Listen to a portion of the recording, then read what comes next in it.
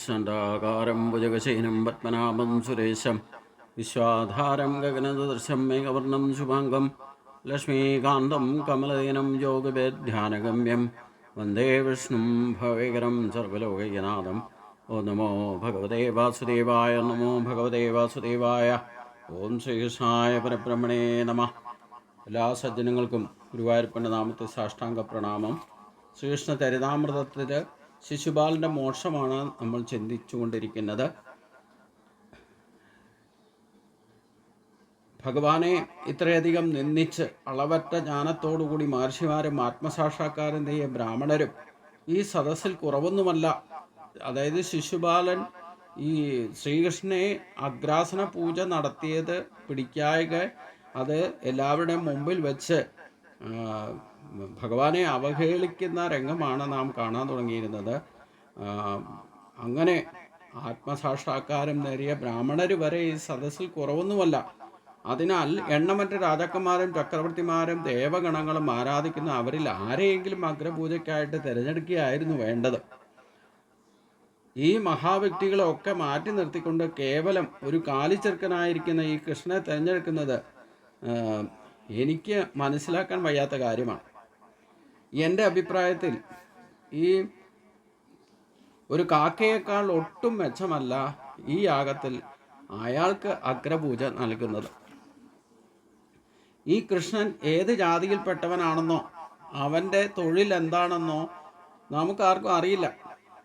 ഈ പറഞ്ഞത് ശരിയാണ്. കാരണം കൃഷ്ണന് വിശേഷിച്ചൊരു ജാതിയില്ല, ചെയ്യേണ്ടതായിട്ട് പ്രത്യേകിച്ച് ഒരു ഉത്തരവാദിത്വം ഒരു തൊഴിലുമില്ല. സർവേസിന് നിർദ്ദിഷ്ടമായിരിക്കുന്ന ഒരു കർമ്മവും, അല്ലാതെ സ്വഭാവം അനുസരിച്ചുകൊണ്ട് രാജ്യം ഭരിക്കുന്നയാളോ അങ്ങനെ പ്രത്യേകമായിട്ടൊരു സ്ഥാനത്തിരിക്കുന്ന ആളല്ല എന്നാണ് ശിശുപാലൻ പറയുന്നത്. എന്നാൽ വൈദിക കർമ്മങ്ങൾ ചെയ്യുക, അതിലും അനുഷ്ഠിക്കാൻ ഒന്നുമില്ലെന്ന് പറയുന്നവനാണ്. അദ്ദേഹത്തിൻ്റെ തന്നെ വിവിധ ശക്തികൾ അദ്ദേഹത്തിന് വേണ്ടി എല്ലാം ചെയ്യുന്നു എന്നും പറയപ്പെടുന്നു. ശിശുപാലൻ തുടർന്ന് പറഞ്ഞു, കൃഷ്ണൻ കുലീനനല്ല, ആഠ്യനല്ല, അവൻ സർവത്ര സ്വതന്ത്രനാണ്. ധാർമ്മിക ജീവിതത്തിൽ അവൻ ദീക്ഷിച്ചു പോരുന്ന തത്വങ്ങൾ എന്താണെന്ന് പോലും ആർക്കും അറിയില്ല. ധർമ്മതത്വങ്ങളുടെ പരിധിക്ക് അപ്പുറത്താണ് അയാൾ എന്ന് തോന്നുന്നു. വൈദിക അനുശാസനങ്ങളെയോ നിയമാക തത്വങ്ങളെയോ വകവയ്ക്കാതെയാണ് എന്നും അയാളുടെ പ്രവർത്തനങ്ങൾ. അതിനാൽ സദ്ഗുണങ്ങളൊന്നുമില്ലാത്തവനാണ് അയാൾ. കൃഷ്ണൻ വേദം അനുശാസനങ്ങളുടെ പരിധിക്ക് ഉള്ളിലല്ല എന്ന് ശിശുപാലൻ്റെ പ്രസ്താവന വാസ്തവത്തിൽ പരോക്ഷമായൊരു സ്തുതി തന്നെയാണ്. കാരണം വേദ ആ അവസ്ഥയെപ്പോലും അതിക്രമിച്ചവനാണ്. വേദവൈദിക കർമ്മങ്ങളെപ്പോലും അനുക്രമിച്ചവനാണ്, അതിക്രമിച്ചവനാണ് ഈശ്വരൻ എന്നത് ഒരു സ്തുതിയാണെന്ന് കൂടി ഇവിടെ എടുത്തു പറയുന്നു. അദ്ദേഹം പരമ പൂമാനാകയാൽ ഈ പ്രസ്താവം ശരിയാണെന്ന് നമുക്ക് അനുമാനിക്കാം.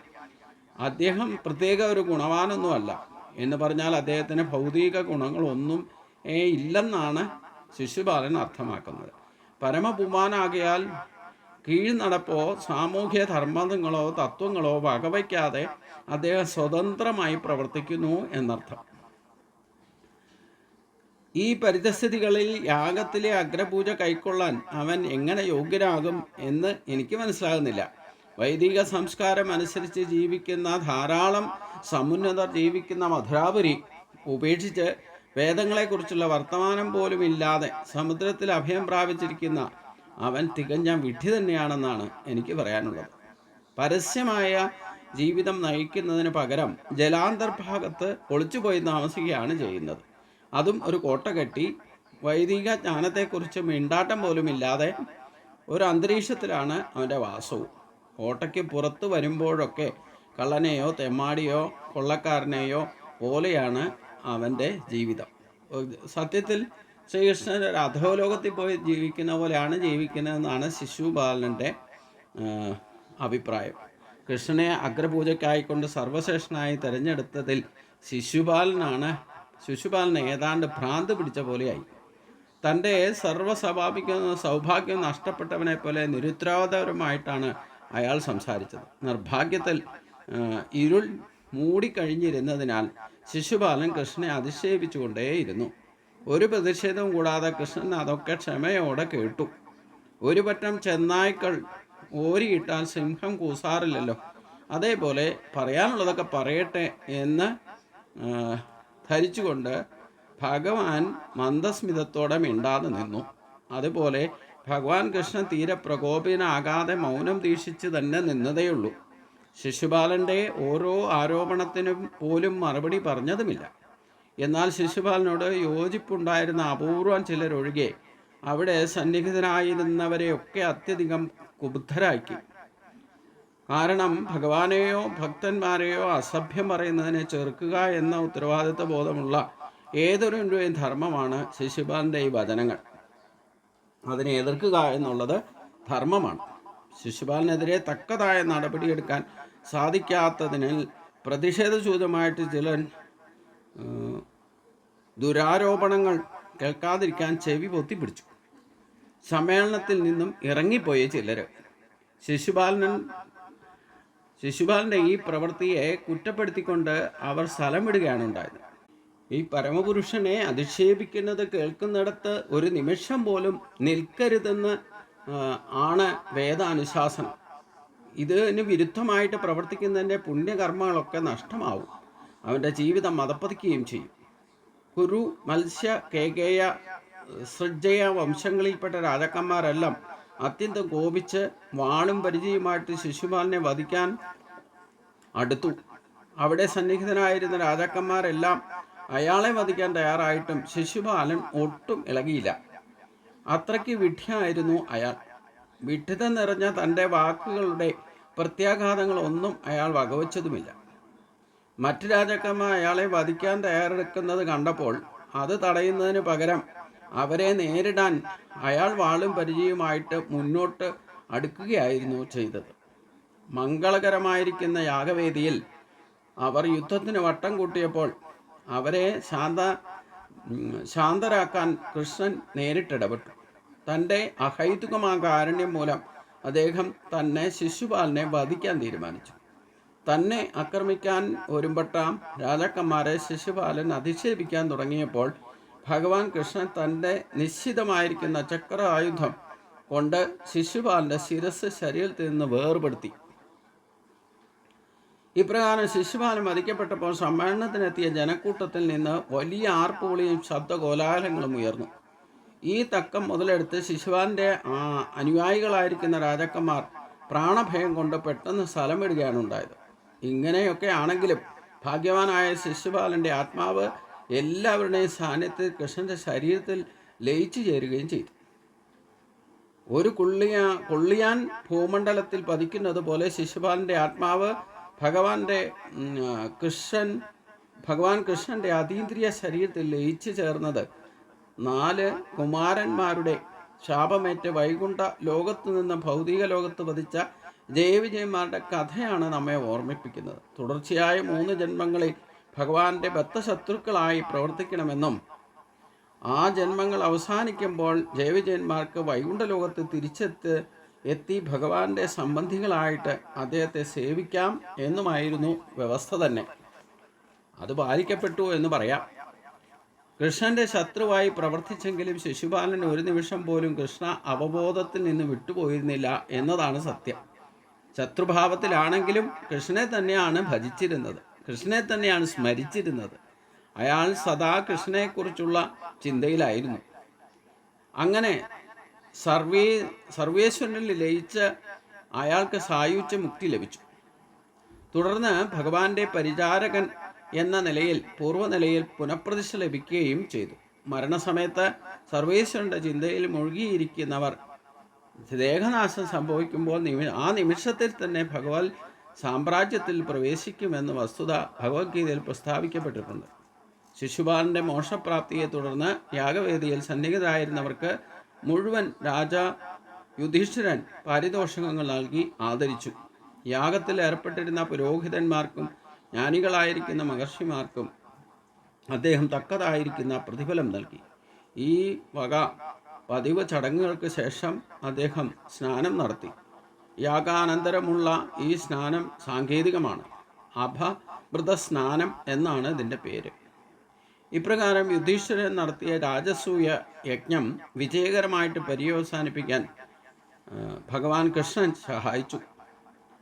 ജാതികളുടെയും മറ്റു ബന്ധുക്കളുടെയും അഭ്യർത്ഥന മാനിച്ച് ഏതാനും മാസങ്ങൾ കൂടി ഹസ്തിനാപുരത്തിൽ താമസിക്കുകയും ചെയ്തു. രാജാ യുധിഷ്ഠിരനും സഹോദരന്മാർക്കും കൃഷ്ണൻ ഹസ്തിനാപുരത്ത് നിന്ന് പോകുന്നത് തീരെ സമ്മതമല്ലമായിരുന്നു. ഒരു വിധത്തിൽ കൃഷ്ണൻ ദ്വാരകയിലേക്ക് പോകാൻ അനുവാദം വാങ്ങി റാണിമാരും മന്ത്രിമാരുമൊത്ത് അദ്ദേഹം സ്വഗ്രഹത്തിലേക്ക് മടങ്ങുകയും ചെയ്തു. വൈകുണ്ഠ ലോകത്ത് നിന്ന് ഭൗതിക ലോകത്തേക്കുള്ള ജയവിജയന്മാരുടെ അധപ്പതനത്തിൻ്റെ കഥ ശ്രീമദ് ഭാഗവതം 7-ാം സ്കന്ധത്തിലാണ്. ഇതിനു മുമ്പ് നമ്മൾ കേട്ടതാണ്. അത് വിവരിച്ചിരിക്കുന്നത് ശിശുപാല വധത്തിന് ജയവിജയന്മാരുടെ കഥയുമായിട്ട് നേരിട്ട് ബന്ധമുണ്ട്. എന്നാൽ ശത്രുവായോ മിത്രമായോ ഏത് രീതിയിൽ പ്രവർത്തിച്ചാലും നിപേക്ഷകനാകിയാൽ പരമപുരുഷൻ തീരുമാനിച്ചാൽ ആർക്കും മോക്ഷം നൽകാനാവുമെന്നത് സർവപ്രധാനമായ പാഠമാണ് ഈ സംഭവത്തിൽ നിന്ന് നാം പഠിക്കുന്നത്. അതിനാൽ ഭഗവാന് ചിലരോട് സൗഹൃദവും മറ്റു ചിലരോട് വിരോധവും ഉണ്ടെന്ന ധാരണ തെറ്റാണ്. അദ്ദേഹം ശത്രുവായാലും മിത്രമായാലും സദാ പരമമായ വിധാനത്തിലാണ്. അവിടെ ഭൗതികമായ വേർതിരിവുകളൊന്നുമില്ല. ഏത് തരത്തിലായാലും ഇല്ല. തസ്മാ സർവേഷു കാലേഷു മാം അനുസ്മര എന്നാണ് ഭഗവാൻ പറഞ്ഞത്. അത് വിരോധഭാവം കൊണ്ടായാലും മിത്രഭാവം കൊണ്ടായാലും ശത്രുഭാവം കൊണ്ടായാലും നമുക്ക് ഒന്ന് ശ്രദ്ധിച്ചാൽ അറിയാം, നമുക്ക് ഏറ്റവും കൂടുതൽ ശത്രുതയുള്ളവരെ പറ്റി നമ്മൾ ഒരു ദിവസത്തിൽ ഒരു നേരമെങ്കിലും വിചാരിക്കാതിരിക്കില്ല. അതേപോലെ ഏറ്റവും ഇഷ്ടമുള്ളവരെയും വിചാരിക്കാതിരിക്കില്ല. ഇത് മനുഷ്യ സഹജമായൊരു സ്വഭാവമാണ്. അപ്പോൾ കൂടുതൽ ശത്രുതയുള്ളവരെ അനുനിമിഷം സ്മരിക്കുന്ന ശിശുപാലനെ പോലെയുള്ളവർ ചെയ്തതെന്നർത്ഥം. അത് കംസനും അങ്ങനെ തന്നെയാണ്. അതുകൊണ്ട് ഭഗവാനിലേക്ക് എത്താനുള്ള ഒരു മാർഗമായി തെളിഞ്ഞു. അത് മിത്രഭാവത്തിലോ ശത്രുഭാവത്തിലോ അനുനിമിഷം ഭഗവാനെ ഭജിച്ചാൽ, നന്മ ചെയ്യുമ്പോഴോ തിന്മ ചെയ്യുമ്പോഴോ ഭഗവാനെ സ്മരിച്ചുകൊണ്ടാണ് ചെയ്യുന്നതെന്നുണ്ടെങ്കിൽ ഈ പാപപുണ്യങ്ങളുടെ സൃഷ്ടി ഉണ്ടാവില്ല എന്നർത്ഥം. ആ പാപപുണ്യങ്ങളെ അതിക്രമിക്കാൻ നല്ല മാർഗമാണ് എന്ന് ഇതിൽ നിന്ന് നമ്മൾ പഠിക്കണം എന്നർത്ഥം. ഈ കഥകളൊക്കെ കേൾക്കുമ്പം നമ്മൾ എപ്രകാരമാണ് ഭക്തിയോഗ സിദ്ധി നേടേണ്ടത് എന്നുള്ളതാണ് നമുക്ക് അജ്ഞതയും അല്ലെങ്കിൽ വിദ്യയെയും അവിദ്യയെ കൂടി അതിക്രമിക്കുമ്പോഴാണ് ഭഗവാന്റെ കൃപ ലഭിക്കുക. അതിനുള്ള ആത്മബോധം നമുക്കുണ്ടാകണം. അതാണ് ഏറ്റവും വലിയ പക്വത. അതാണ് അദ്വൈതാമൃത വർഷിണിയും ഭഗവതിയും അഷ്ടാദശാധ്യായിനി എന്ന് പറഞ്ഞതിൻ്റെ കാര്യം. ആ 18 പടികൾ കടന്നാൽ മാത്രമേ നമുക്ക് ഈ ക്ലേശങ്ങളും ഇല്ലെങ്കിൽ സഹകാരി അനുഷ്ഠാനങ്ങളെ കൊണ്ട് പോലും സഹകാരി കാരണങ്ങളെ കൊണ്ട് ഈ നന്മ തിന്മകളുടെ സുഖദുഃഖങ്ങളൊക്കെ അനുഭവം വരും. അപ്പോൾ ഇതിനെ രണ്ടിനെയും, അതായത് പാപപുണ്യങ്ങളുടെ ഫലം പുണ്യത്തിൻ്റെ ഫലം സുഖവും പാപത്തിൻ്റെ ഫലം ദുഃഖവും വരും. ഇതാണ് സഹകാരി കാരണങ്ങളെ കൊണ്ടുണ്ടാകുന്ന അനുഭവങ്ങൾ. അപ്പോൾ ഇവിടെ രണ്ടു വന്നാലും പകച്ചു നിൽക്കരുത്, ഒന്നിലും ഭ്രമിക്കരുത്. അതിനെ കൂടി അതിക്രമിക്കുമ്പോഴാണ് പാപപുണ്യങ്ങളെ അതിക്രമിക്കുക. യഥാർത്ഥ ജ്ഞാനത്തിനും അജ്ഞാനത്തിനും ഉപരിയായിട്ട് ബ്രഹ്മജ്ഞാനത്തിലേക്ക് എത്തുക.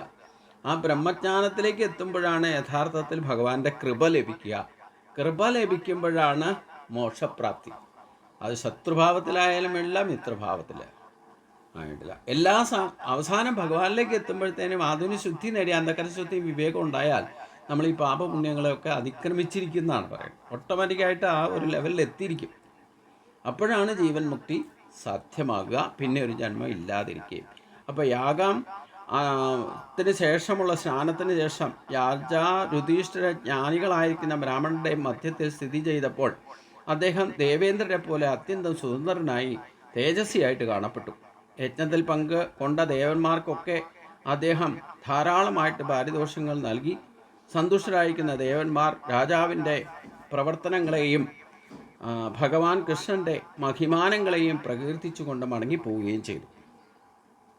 കൃഷ്ണൻ ശിശുപാലനെ വധിച്ചതിൻ്റെയും യുധിഷ്ഠിര മഹാരാജാവ് രാജസൂയ യജ്ഞം വിജയകരമായിട്ട് നിർവഹിച്ചതിൻ്റെയും കഥകൾ പറഞ്ഞ് കേൾപ്പിക്കുമ്പോൾ ഈ യാഗത്തിൻ്റെ വിജയകരമായിരിക്കുന്ന സമാപ്തിയിൽ സന്തോഷിക്കാത്തതായിട്ട് ഒരാൾ മാത്രമുണ്ടായിരുന്നു. അതാരാണെന്ന് പ്രത്യേകിച്ച് ചിന്തിക്കേണ്ട ആവശ്യമൊന്നുമില്ല. തൻ്റെ പാപപങ്കിലമായൊരു ജീവിതം മൂലം ദുര്യോധനൻ സ്വഭാവേന എന്നും അസൂയാലുവായിരുന്നു. എന്തായാലും ആ രക്തബന്ധത്തിൻ്റെ മുകളിൽ ഇവരെല്ലാവരും വന്ന് ഈ രാജസൂയം നടക്കുമ്പോൾ അസൂയയോടെ ആണെങ്കിലും അതിലൊക്കെ ഭാഗവാക്കായി. ദുര്യോധനൻ്റെ തനത്തിൻ്റെ ഇല്ലേ ഖജനാവിൻ്റെ ഉത്തരവാദിത്വമൊക്കെ ഖജനാവിൻ്റെ സൂക്ഷിപ്പുകാരനൊക്കെ ദുര്യോധനൻ തന്നെയായിരുന്നു ഈ രാജസൂയത്തിൽ. അപ്പോൾ അങ്ങനെയൊക്കെ ഉണ്ടെങ്കിലും മനസ്സുകൊണ്ട് അത്ര യോജിച്ചൊന്നുമല്ല. പക്ഷേ അവിടെ ഒന്നും ഈ പറയുന്ന പ്രശ്നമൊന്നും ഉണ്ടാക്കാതെ ഇവരോടൊപ്പം തന്നെ നിന്നു. തൻ്റെ പാപമംഗലമായ ജീവിതം മൂലം ദുര്യോധനൻ സ്വഭാവേന അന്നും എന്നും അസൂയാലുവായിരുന്നു. കുടുംബത്തെ മുഴുവൻ നശിപ്പിക്കുന്ന ഒരു മാറാരോഗമായിട്ടാണ് അയാൾ കുരുവംശത്തിൽ ആവിർഭവിച്ചത് തന്നെ. ശിശുപാലവധം, ജരാസന്ധവധം, ബന്ധനസ്ഥരായിരിക്കുന്ന രാജാക്കന്മാരുടെ വിമോചനം തുടങ്ങി ഭഗവാൻ കൃഷ്ണൻ്റെ ലീലകളെല്ലാം അതീന്ദ്രിയങ്ങളാണെന്നും പ്രാമാണികന്മാരിൽ നിന്നും ഇവ കേൾക്കുന്നവർ വൈകാതെ തന്നെ പാപകർമ്മങ്ങളിൽ നിന്നും വിമുക്തരാകുമെന്നും സുഖദേവ ഗോസ്വാമി പറഞ്ഞ് ആണ് ഇവിടെ ഈ അധ്യായം സമർപ്പിക്കുന്നത്. ഇപ്രകാരം കൃഷ്ണൻ എന്ന ഗ്രന്ഥത്തിലെ ശിശുപാലമോക്ഷം എന്ന അധ്യായം ഇവിടെ സമർപ്പിക്കപ്പെടുകയാണ്. അപ്പോൾ ശിശുപാലവധം, രാജസൂയത്തിൻ്റെ ഈ മഹത്തായൊരു കർമ്മം നടക്കുന്നതിനിടയിൽ സംഭവിച്ചത് എന്തുകൊണ്ടെന്ന് നമുക്കൊരു ചിന്ത വരാം. ഇവിടെ ഭഗവാൻ ഒരു കാര്യം നിശ്ചയിച്ചു കഴിഞ്ഞാൽ, അതായത് ശിശുപാലൻ ജനിക്കുമ്പോൾ തന്നെ അച്ചമ്മളുടെ മകനാണ്. അവിടെ ചെന്നപ്പോൾ തന്നെ ഈ ശിശുപാലൻ്റെ അച്ചോളോട് ഒരു എന്താ പറയണേ വാഗ്ദാനം ചെയ്തു കൊടുത്തിരുന്നു.